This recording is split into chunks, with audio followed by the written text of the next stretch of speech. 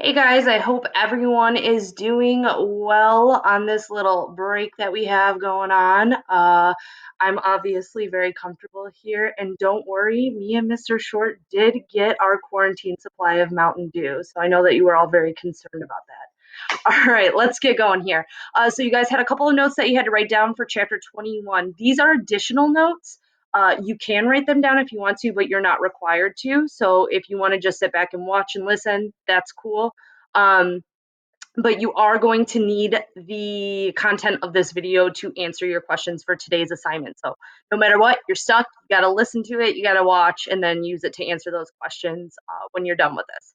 Okay. And the reason why I'm doing that is just because this topic is so super, super, super important. And I wanted to take a second to give it a couple of extra minutes because we're going to talk about this topic throughout the rest of the African unit, and that is imperialism and colonialism of Africa. So let's get going. All right, so what you already know about colonialism, trust me, you know a lot, whether you think you do or not, and that's based on our history here in the United States. So as we all know, we were once colonized by the British. They had the 13 original colonies. The British sent people over, they built these colonies, and that's how we got our beginnings. Why would the British do this? How did it benefit them? It was all about gaining wealth. And they did this a couple of different ways. One way was that the American colonists were producing goods, mostly through agriculture. So they were farming tobacco and like cotton, things like that. And then they were sending them to the British. The British would sell it and make a profit. So that was really useful to the British. They were making a whole bunch of money because American tobacco at that point in time was like way better than what other places were putting out. So it was quite a wealthy venture for them. The other way that they were making money was by collecting taxes from American colonists. So the American colonists would have to pay taxes that would then go to the British, and the British were drawing revenue from that. So without getting super, super into the American Revolution, because I know this should be a review for most of you, what ended up happening is the American colonists got ticked off about this whole process. They were creating these goods. The British only allowed the Americans to sell it to the British. So the Americans didn't really have any options. The British started imposing laws that American colonists didn't agree with. They were collecting taxes from the colonists, and the colonists started feeling like they were really being taken advantage of financially, and that they were losing their liberty and their freedom. So what ends up happening is we end up signing the Declaration of Independence and sending it to the King, King George. So again, that was just because they were upset that they were being taxed, that they were not gaining the wealth from all the products that they were creating, that the British were the ones who were gaining that wealth, and that they had no power because while they were being taxed, they were not being represented. So they had no input on the governing of the colonies, even though they were the ones who lived there. The British still controlled everything. So this led to, like I said, the Declaration of Independence and the American Revolution. And you guys know what I always say, spoiler alert, we won and we became our own independent country. So that was kind of the process of colonization for the America or for the United States, I should say, that we were colonized, they were taking advantage of the colonies economically. Colonists got upset, independence. Okay. So we're going to kind of take that idea and apply it to Africa. But let's start off with these really fancy terms. Imperialism is the policy of extending one country's power and influence over another country. And they do that through military force, or they do that through diplomacy or international relations. Okay. Colonialism is taking that idea of imperialism and putting it into practice by taking over political control of the country, bringing in settlers who are going to develop colonies or settlements there, and then just taking advantage of it economically, much like the British did to the Americans. In practice, these policies really serve to benefit the imperialist country or benefit the country that is doing the colonizing. But it does it at the disadvantage or the hurt of the colonies that uh, are being colonized. So, for example, in our American example, the British were benefiting, but America was getting hurt. The colonies were getting hurt in the process, right? So it was all pluses for the British and all minuses and negatives for the colonists. Okay, so this wasn't a phenomenon that was just happening in America. Oops, I need to go back. This wasn't a phenomenon that was just happening in America. Eventually, the British and tons of other European countries started applying this to lots of places in the world. We're specifically focusing on Africa here, but it was happening in Asia, and lots of places around the world. So Africa was heavily colonized by all kinds of European or countries, and you can see them all below: Belgium, France, Germany, the British, the Italians, the Portuguese, Spain, and this happened almost over all of Africa. The only places that really maintained their independence was Ethiopia and Liberia, but the rest of the entire continent was taken over by Europe. And they did this because Africa was loaded with resources, super wealthy as far as resources come, probably more so than any other continent in the world. So it was a good place for Europeans to take over and take advantage economically of those resources. So how did they do it, or why did this happen in Africa? Africa was really loosely organized when the Europeans came in. They weren't like really well organized or unified, and they didn't have strong governments. Instead, and you guys can see it from this map, look at all of these different little kingdoms and empires that were based off of trading over here. They're like overlapping. They're just like really not very well organized, not very united. There were tons of different ethnic groups of people, each with their own language and religion. And I mean, those ethnicities might only have a few thousand people in it. The languages might only have a few thousand people that speak it, and same for the religion. So they were really just disorganized, and not united, but they were happy that way for the most part. They also had less advanced weaponry and technology than the Europeans. The Europeans at that point in time were the most advanced in the world as far as weaponry and technology went. We talked about this with Latin America as well, how their advancements in technology allowed them to easily take over places in Latin America. And it's the same story in Africa. If you have guns, then that is obviously going to give you an advantage against those who just don't have that capability. Right? So they were able to go in pretty easily and take over Africa. So what were some of the negatives of this whole process? Well, how was this bad for Africa? Well, starting with when Europeans came into Africa, they drew these crazy borders, and they decided, the Europeans amongst themselves, how they would divide up Africa.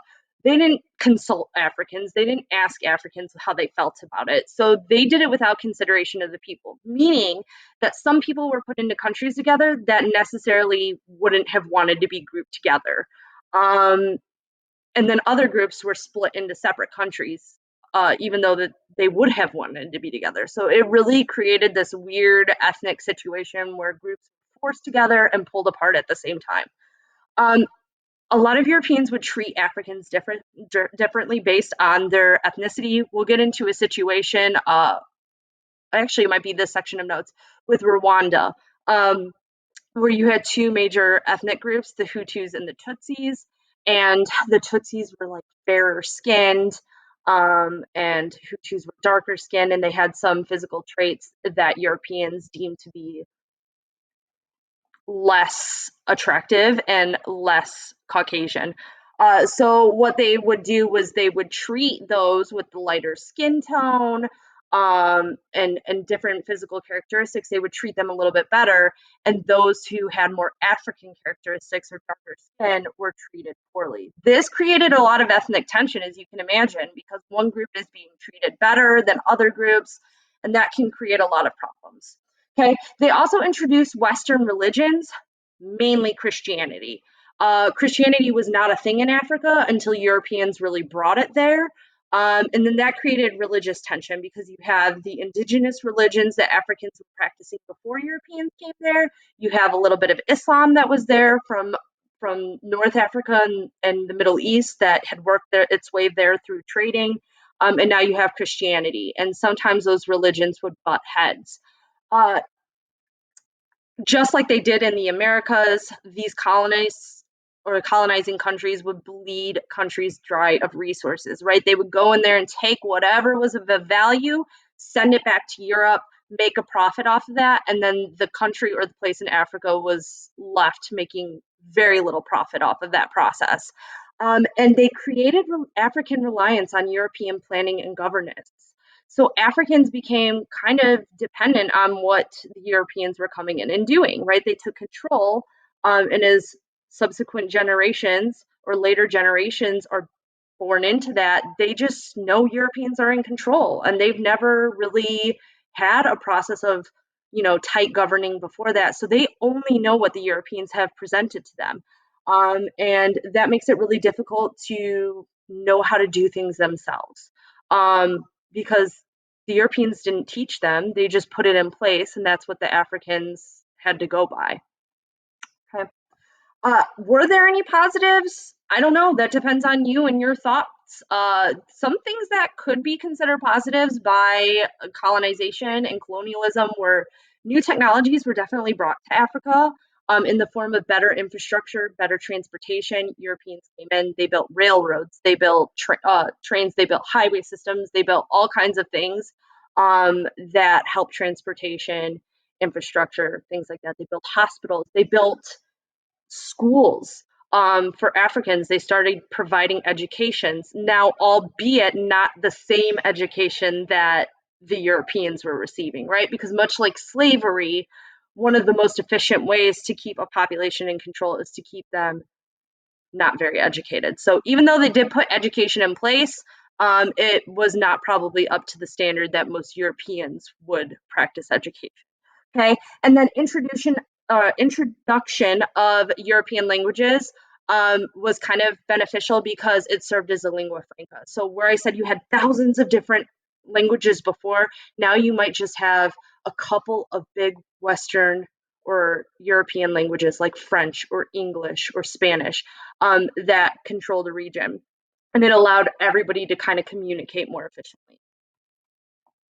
Okay, so how this affects Africa today and how this all puts in all the things that you know about Africa today, all the stereotypes that you might have in your head about Africa, um, it all comes back to colonialism, or at least a majority of it does. So, how does this affect Africa the way we know it today? When independence was achieved, Africans were literally left to figure it out alone. So, by the time that African countries achieved independence, those colonies were gone. They just left and they said, figure it out. Now you're on your own, right? So, this group of people that had never been allowed to govern themselves, and even before colonization were only loosely organizing kingdoms, they now had to figure out how to run a westernized government. That's really, really difficult to just figure out on your own. This leads to a lot of corruption because a lot of times the first person that would step up or take control of the government was the dude who led the revolution, or somebody who might not really have the best interest of the people in mind or at heart. So this is where we see dictatorships rise up or corrupt politicians. And a lot of people think, well, African countries are really, really poor. But we just talked about how they have so many resources. So why aren't they wealthy? And a lot of times it's because of corrupt governments where the politicians and the people at the top are very, very, very wealthy, but then like 99% of people are kind of left on their own, and poor and aren't benefiting. Okay, there is a lack of resources because a lot of those resources were drained from those countries, and a lack of international relationships because now you've just had a conflict or a war or a conflict of some extent with that old colonizing country. And it leaves you, even if you have the resources, well, who are you going to trade them with? Who are you going to um, set up a system of, who are you going to set up this system of trade and global economy with? So this creates a lack of wealth for a lot of places in combination with that corruption. There's been ethnic and religious tensions because we said different ethnicities treated differently, pushed together when they don't want to be pushed together, pulled apart when they don't want to be pulled apart. Religious tensions because we have Christianity and we have Islam and we have indigenous religions, and they might not all get along. So that causes civil war, that causes conflict, which is why we think a lot about of conflict and war when we think about Africa. This also created racism between colonial descendants and natives. So South Africa is a really good example of this. You have a bunch of people who are African in in their nationality, but they are white. And then you have the majority of people who are Black African. And the reason why there are so many white Africans is because they are descendants of the colonists who lived there. But it creates this tension still where you have whites and Blacks, and sometimes there's racism there. So we'll talk later about South Africa and their policy of apartheid, which was basically segregation of whites and Blacks. So you have a lot of that going on as well. They lack medical and educational resources because, again, they were depending heavily on the Europeans to provide those resources. And when the Europeans were gone, again, they had to figure it out on their own. And sometimes that is a little lackluster. And it's hard to get really, really good hospitals and schools when you don't have a lot of money. And then finally, Western religions and let me hide this. Western religions and languages remain widespread throughout Africa. So you are going to go through, or you would see a lot of Africans speaking English, speaking French as their primary languages. And sure, there are a lot of different ethnic languages as well that are still spoken, but English is super common, French is super common, and those languages stay there. And this is the last thing that I want to get to, kind of a whitewashing of African culture, because you had this really, really, really intense African history pre-colonization where you had indigenous languages, indigenous religions and practices and ways of living. And you had so many of them because they weren't very united. You just had a bunch of them everywhere. But once the Europeans came in and colonized, then those things started to fade away because why speak your indigenous language when you can just speak English instead? And that's easier and everyone knows it, right? Or why practice this little indigenous religion when most people are practicing Christianity or Islam? You're not going to do those things anymore. You're going to go to these westernized religions. So a lot of African culture, unfortunately, was just kind of lost or muddied over or dimmed down throughout the process. So today we see a lot of places in Africa that have a lot of European features to them and have kind of lost some parts of that African history. So that is everything that I wanted to talk about with colonialism and imperialism. I'm sorry it took a little bit longer than I wanted it to, but it was so important for you guys to understand. So now you are going to use this video to answer the questions that I've attached in Google Classroom. And I hope you guys have a very, very, very wonderful day.